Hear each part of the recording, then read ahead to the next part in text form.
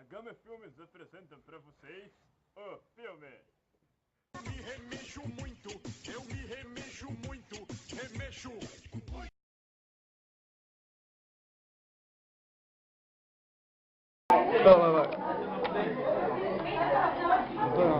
Eu converso com ele hoje, ele é astrônomo, biólogo, b-boy. Eu falo com ele hoje. Oi, Guilherme.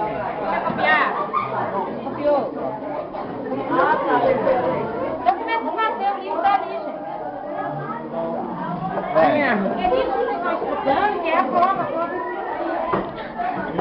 Guilherme, qual foi sua primeira experiência com b-boy?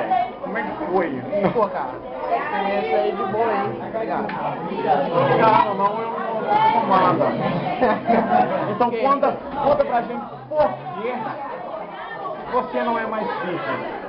Por quê? Por quê?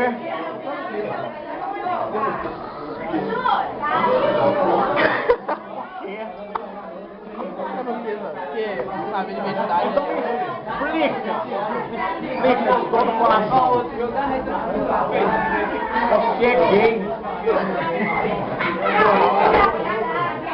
Branco, você está rindo por quê?